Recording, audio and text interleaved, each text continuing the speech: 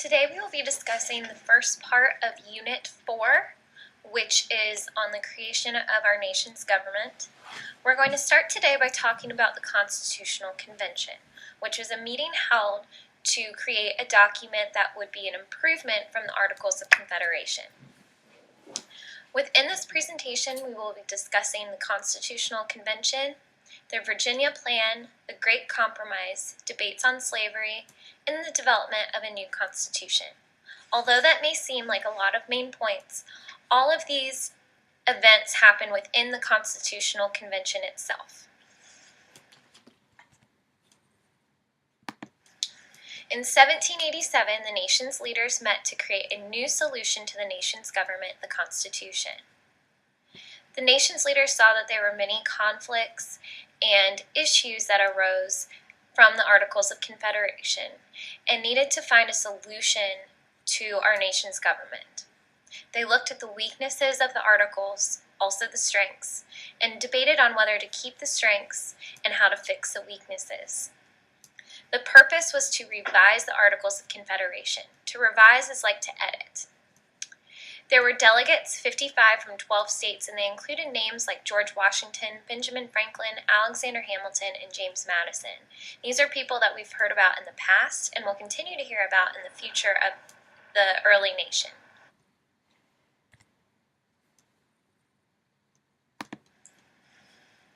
One of the major first proposals was called the Virginia Plan. It was from a delegate from Virginia named Edmund Randolph. He proposed to create a strong central government. This is something that the Articles was lacking.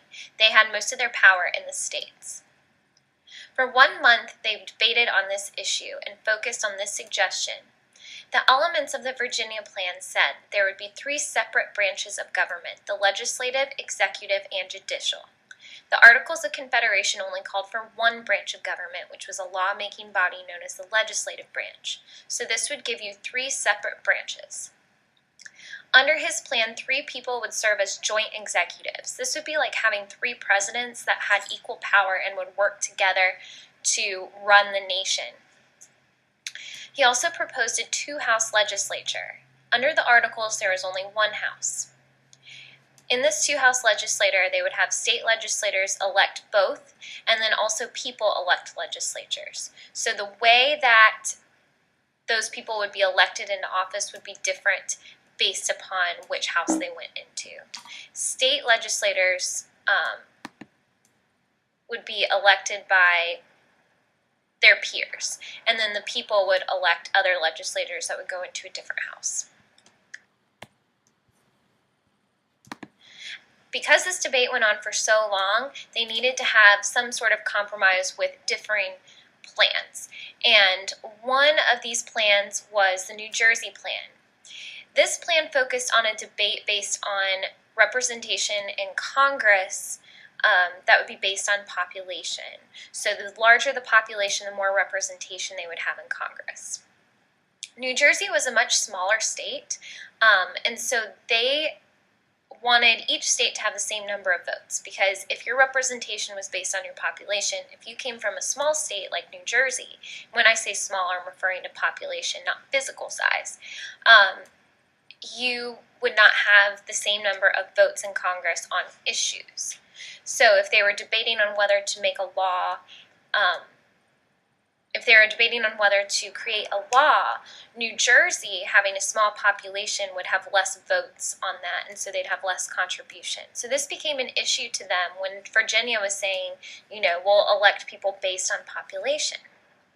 So New Jersey said smaller states wanted each state to have the same number of votes, differing from the Virginia Plan of representation based on population. Roger Sherman came up with a compromise. They'd go with the idea of the Virginia Plan where they would have 2 House legislators, and each house would have a different way of representing their state. So in the House of Representatives, they would take the Virginia way and they would represent based on population. So the more people you had in your state, the more representatives you would have.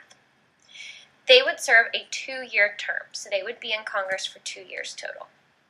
Then they'd have a second house known as the Senate. In the Senate, they would have 2 representatives per state. So that went along with the New Jersey Plan where everything would be equal. each of those people would serve a 6-year term. So the compromise was you'd get an element of the New Jersey Plan and an element of the Virginia Plan. But the states that had more representatives would have to serve a lesser term, the 2-year term.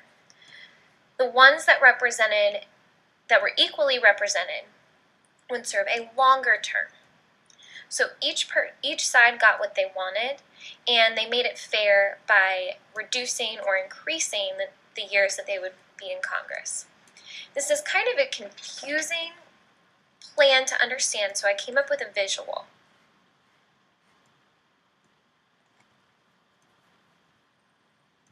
The House of Representatives is represented by this House graphic. Inside I put population-based, meaning that if you have a larger population, you have more representatives. But they got the shorter term, which is 2 years. The Senate I represented with an equal sign because they have an equal number of people represented in the Senate per state, which is 2. However, they serve a longer term, which is 6 years. I suggest if you are a visual person to jot down this graphic rather than the notes that were in the slide before. That's up to you.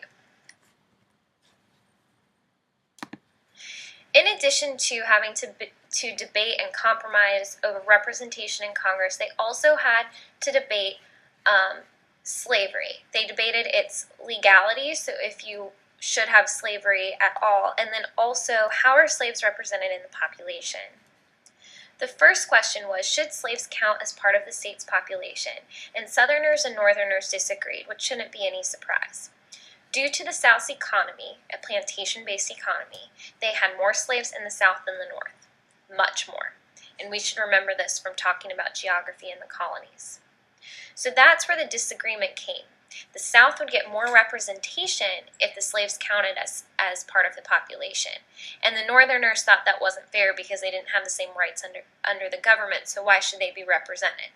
They also didn't want the South to have as many representatives as the North. So they came up with the 3/5 compromise, which sounds kind of funny. But each enslaved person counts as 3/5 of a free person. As a result, the South gained more seats for the House, but not as much as if they counted for every person. So it's not like they thought of the slaves as 3/5 of a person in terms of body or physical size. They just took the amount of slaves and then took 3/5 of that number and added it to the population. Then whatever mathematic equation that they used to gain that representation, they would use the 3/5 of the slave population added to the free person population. So the South did gain more seats in the House, and the North agreed to this because they didn't want the South to leave the Union.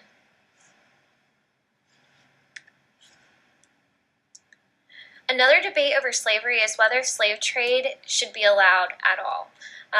Some Northerners wanted to ban the buying and selling of people, or slavery, and the South said such a ban would ruin the South's economy. Since they were all one nation at this point, the South's economy did help the nation as a whole economically, and the North understood that. So they wanted to keep the South happy, but they still wanted to ban slavery. So they came up with a compromise to end the trade of enslaved people after 20 years. So ships would be allowed to bring enslaved people into the country for 20 years. So this banned the exchange of slaves from Africa to the United States. After 1808, the importation of slaves would be banned. However, slave trade within the U.S. would not be affected at this point. So you could still trade slaves within the country, but slaves coming in from outside would have to stop at that point. So this didn't end slavery by any means. They're talking about the trade of people overall. Some people thought this might get us closer to banning slavery if we don't have more and more people coming into the country as part of a slave trade.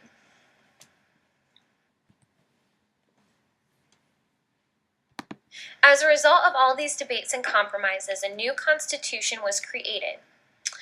This was created and instituted on September 17th, 1787. If you remember that date, it's because we actually celebrate a Constitution Day as a nation, and we celebrated it in class that day. A committee drew up a constitution on this day, and they created a preamble, which is the very beginning, and it states the purpose and highlights the major differences between the Articles of Confederation and the Constitution. We will take a look at this in class tomorrow and actually point out the differences and what the government's purpose is. All of the delegates signed the Constitution, even though some were hesitant. Whenever you have a compromise, there's people that are going to be unhappy, but they'll end up happier than they were if they didn't get any part in that decision. So people were hesitant as to whether this would work or not. And what we know now is that in terms of constitutions and bodies of law, it was fairly effective. We still have it today. It's one of the longest living bodies of law that the world has ever seen. So they did a fairly good job of compromising, but they also left a way to change and adapt the Constitution with the changing of the times. And I think that's what's made it so effective, is that as time changes and relationships between people change and there's a need for different laws, we are able to change and adapt our Constitution to make it applicable to today's society.